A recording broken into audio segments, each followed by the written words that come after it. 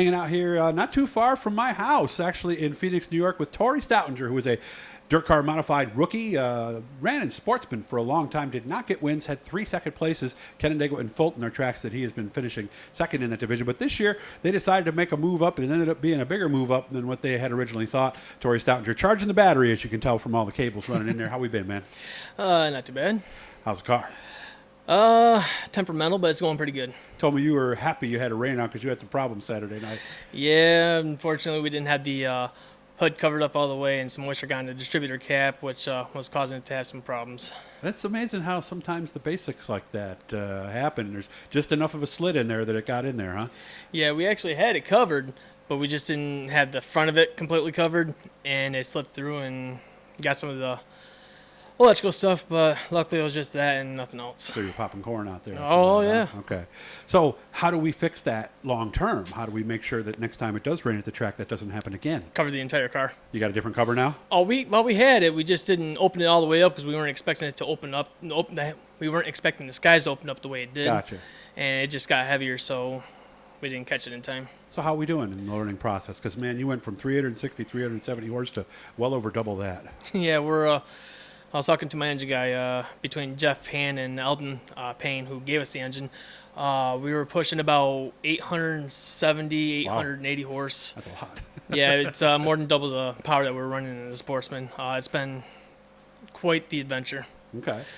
You had a lot of adventures. Things doesn't seem to want to stay down over there in 1 and 2 sometimes, does it? I've been struggling so bad at Canandaigua. We can't seem to figure it out. But I think the biggest part of our problem, potentially with that track, is because of the coils. We don't have coils. We're running bars. Oh, you're still running the torsion bars. Yes, we're still on torsion bars. But I believe that it's coils, and not just the coils. I think that's more of an engine track because that track is so big compared to Brewerton that it's just harder to keep up with them because I'm not getting the side bite that they are with the coils than I am with the bars. Yeah, because they're leaning over more and they're going to come out better, and they're probably going to be able to charge in better than you too, right? I would think so. Yeah, I'm not too knowledgeable with the coils. Mm-hmm. All I know is that they help a ton. If you struggle a lot with them at first, from what I understand, I talked to many different people. You struggle a lot at first, but once you hit the setup, you got it dead on. Are we planning on trying that at some point? It's a potential. We're looking into it, definitely. Cost effective. Well, what's involved in doing that? It's not just getting different shocks with coils. Nope. We had to change out the bird cages. For the coils, it has a specific bird cage. And then we had to get the coil kit set up, which, from my understanding, costs between $800 to $1,000. Okay. We already have coil shocks on the rear.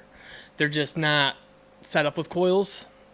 Gotcha. But all we have to do is get springs, and we need to bounce between different spring sets to find the perfect one for me. And then you got to get a spring smasher so that and all that stuff. So the fun stuff. It just becomes more expensive the more you do it, doesn't it? Absolutely. But it gets more expensive. But if you figure it out in the long run, it could benefit you greatly. True.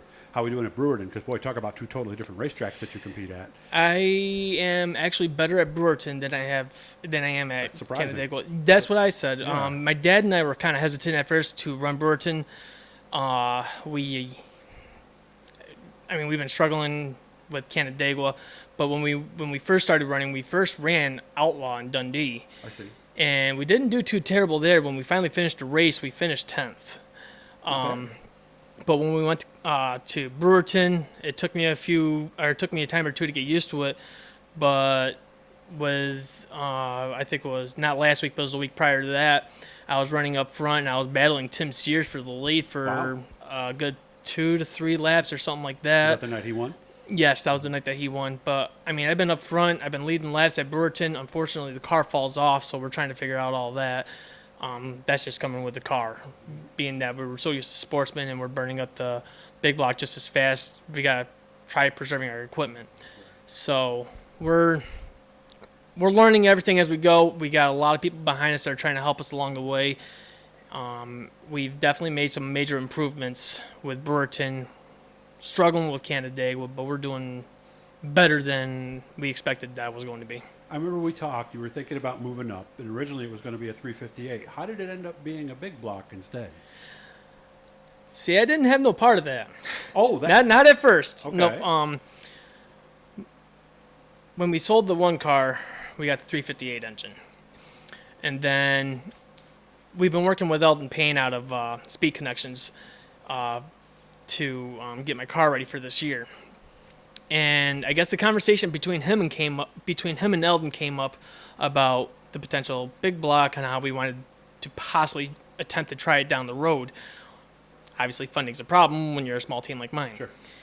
And him and my dad ended up getting into a conversation and somehow went from potentially being down the road to trading Eldon my complete 358 W16 engine setup and my complete Doneth motor setup for his big. Exactly. Okay. But with the price of the big blocks, it was kind of worth it to us because a small team like us, we would have never been able to have the opportunity again. Yeah, the W16 is what, a $12,000 motor, I think, something like that. Something like that. And they've kind of fallen out of favor lately, where they were the it thing at first. So when did you find out? Oh no, we're going big block racing instead. Well, my dad brought it up to me the weekend that we were weekend that they were talking, and he came up to me and was like, "We have an opportunity."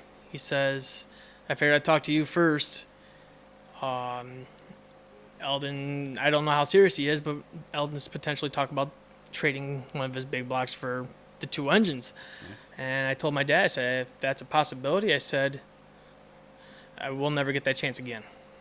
Good point. So, yeah, jump in. And I would imagine anybody who races sportsmen in this area, big block modified is always the dream, isn't it?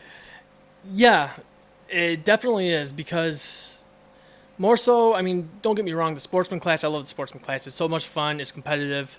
It's more of a driver's car. It's more of a driver car. You really got to learn how to wheel it. But with the big blocks, you're up there running with the top of them, the best of the best. Canandaigua. Alan Johnson, Larry White, Matt Shepard, all of them. Yeah, and Rick it's Rudolph, all of yes, them. all of them. And the first time we were in the lineup, and I had Alan Johnson lined up next to me, I looked at my dad and said, "This is so weird," because not once did I ever think that I'd be running with the guys I used to watch when I was a kid. A legend. You know? Exactly. Yeah. That's nice. So, goals for the season? Any? Or do we just go week to week and try to learn? Well, my goal is to learn from week to week. Mm-hmm. I got to get more seat time. I got to learn more about the car. There's a lot of things I still don't know. Right. I've only been in this car a handful of times. Yeah, maybe 12, maybe 10? Something like that. Mm-hmm. And we're still learning a lot. But the original goal this year was to learn the car and then by the end of the year try running with the pack. Gotcha.